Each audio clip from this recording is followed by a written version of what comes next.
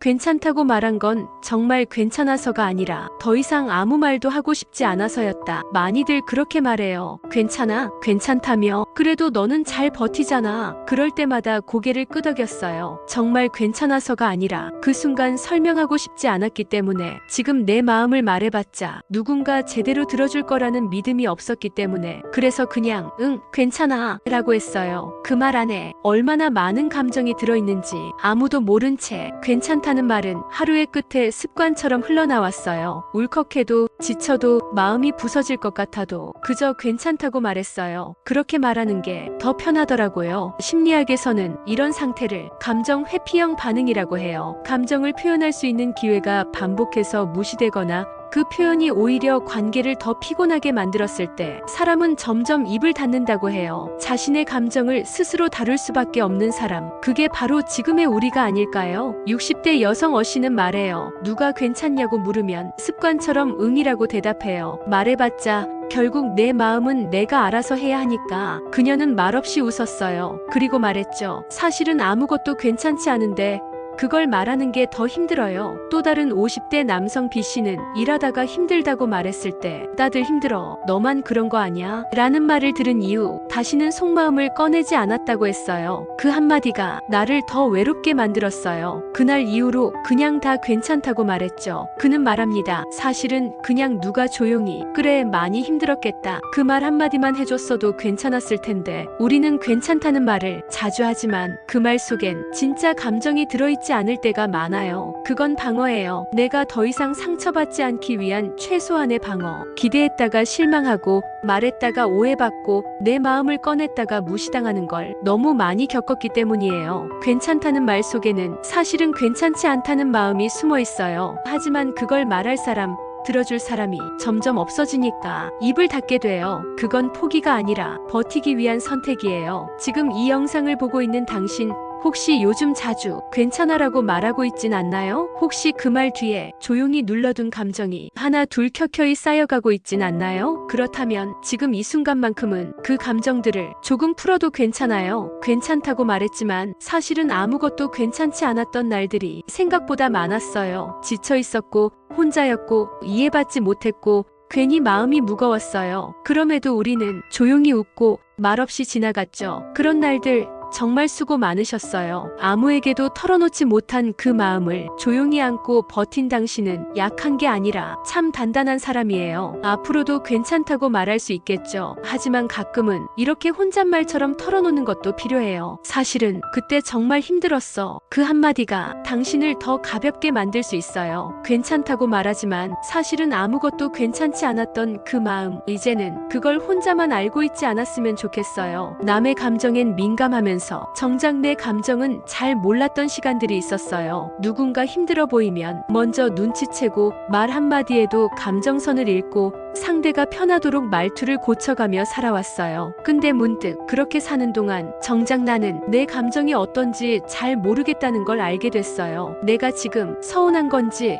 외로운 건지 지친 건지조차 정확하게 말하지 못한 채 그냥 괜찮은 사람처럼 살아온 시간이 있었어요. 그런 나를 누구도 이상하다고 하지 않았어요. 오히려 다들 좋은 사람이라 불러줬어요. 근데요, 좋은 사람이란 말이 어쩐지 점점 무거운 짐처럼 느껴지기 시작했어요. 심리학에서는 이런 상태를 감정 무시형 적응이라고 합니다. 타인의 감정은 중요하게 여기면서 자기 감정은 의식적으로 무시하거나 제외시켜온 심리 상태예요. 감정을 느끼지 못한 게 아니라 느꼈지만 그때마다 꾹 눌러온 거예요. 60대 여성 어씨는 이렇게 말했습니다. 남들 힘들다는 말엔 어떻게든 반응해줬는데 제가 힘들다고 말한 기억은 거의 없어요. 다들 제가 잘 지내는 줄 아는데 사실은 그냥 말 안 한 거예요. 또 다른 50대 남성 B씨는 늘 조용히 참고 넘어가던 나를 이제야 조금씩 들여다보고 있다고 했습니다. 누구보다 참을성 있고 배려 잘한다고 들었지만 그게 꼭 좋은 건 아닌 것 같더라고요. 요즘은요, 내가 왜 서운했는지, 왜 외로웠는지 이유를 스스로 묻고 있어요. 우리는 오랫동안 좋은 사람이라는 틀 안에서 감정을 누르며 살아온 사람들이에요.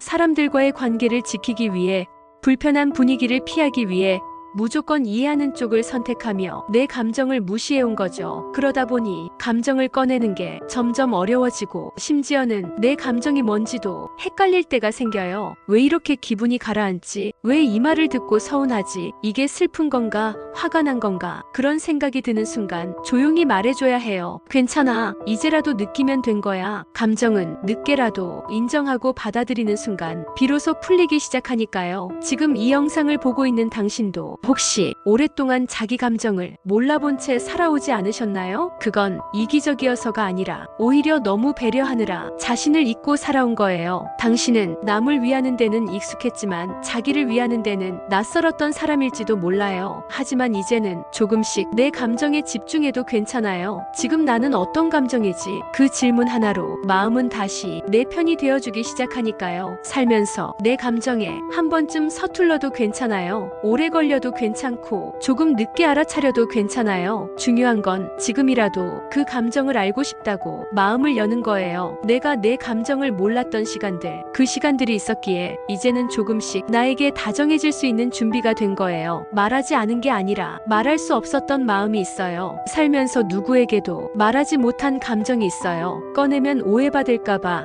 말해도 이해받지 못할까봐 그냥 속으로 꾹꾹 눌러온 말들이 있어요. 지금도 가슴 한쪽에 덩어리처럼 남아있는 말, 말하려다가 삼켰고 삼키다 보니 이젠 꺼내는 법조차 잊어버린 말. 사실은 누군가에게 한 번쯤 그 말을 해보고 싶었어요. 하지만 그 사람이 내 말을 끝까지 들어줄 거란 확신이 없었고 내 진심이 가닿을 곳이 없을 것 같아서 그냥 침묵을 택했어요. 사람들은 자꾸 묻죠. 왜 말 안 했어? 그땐 왜 조용했어? 근데 그게 그렇게 간단한 게 아니에요. 말할 수 없는 마음은 말 못한 게 아니라 말할 수 없었던 상황과 감정이 있었다는 뜻이에요. 심리학에서는 이런 상태를 정서 억압과 표현 회피라고 해요. 감정을 표현해 본 적이 없거나 표현했을 때 부정적인 반응을 반복해서 경험하면 사람은 말하는 걸 두려워하게 된다고 해요. 그래서 어떤 사람들은 말을 꺼내는 대신 혼자 조용히 버텨요. 60대 여성 어씨는 가끔은 말을 꺼내기도 전에 상대의 반응이 그려진다고 했어요. 그냥 괜히 내가 상황을 어렵게 만드는 사람처럼 느껴질까봐 애초에 말 자체를 안 하게 돼요. 그녀는 덧붙입니다. 그래서 조용히 울고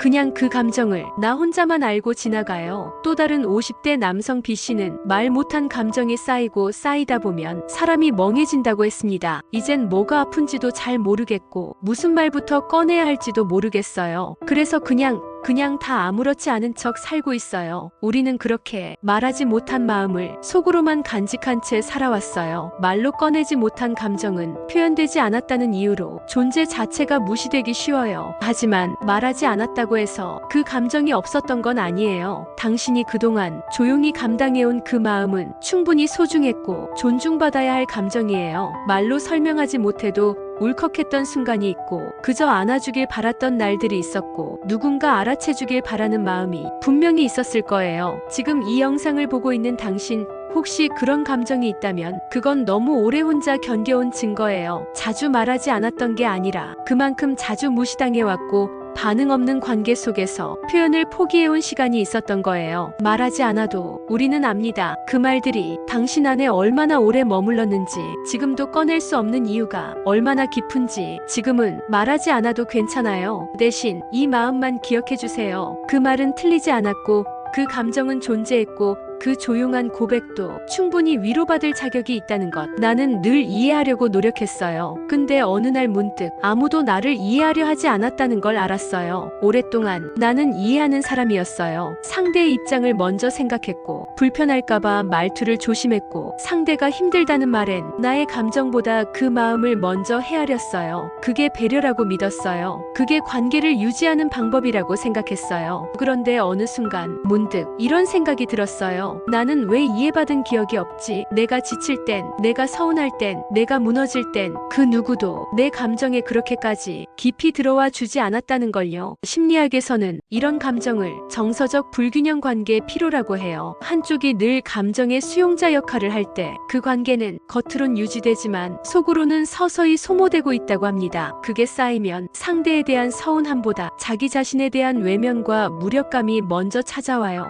60대 여성 어씨는 그는 이런 이야기를 했습니다. 나는 참는 게 익숙했어요. 내가 어른이니까, 내가 더 잘 아니까. 그런 말들로 스스로를 다독였죠. 근데 언젠가부터 내가 너무 많이 참고 있는 건 아닐까? 그런 생각이 들었어요. 또 다른 50대 남성 B씨는 항상 이해하는 쪽에 서 있었던 자신이 어느 날 갑자기 공허함을 느꼈다고 했습니다. 다들 나한테는 편하게 말하고 감정 쏟아내고 내가 받아주는 게 당연하다는 듯 대하니까 그게 점점 힘들더라고요. 그는 말했습니다. 그중에 너는 요즘 어때? 그 말 한마디라도 해주는 사람이 한 명쯤 있었으면 좋았을 텐데 우리는 배려하는 게 익숙했고 이해하는 게 편했고 그렇게 사는 게 관계에 도움이 된다고 배워왔어요. 하지만 내 감정은 어땠는지 그 안에서 나는 얼마나 무시당했는지 생각해 본 적이 없었어요. 생각보다 많은 사람들이 이런 질문을 하지 못한 채 살아갑니다. 나는 왜 늘 이해하는 사람이어야 했을까? 왜 나는 이해받는 법을 몰랐을까? 그건 우리가 스스로의 감정을 뒤로 밀어왔기 때문이에요. 그리고 이제는 그걸 다시 앞으로 꺼내야 할 시간이에요. 나도 이해받고 싶은 사람이라는 걸, 나도 감정을 표현해도 되는 존재라는 걸 인정해줘야 해요. 지금 이 영상을 보고 있는 당신,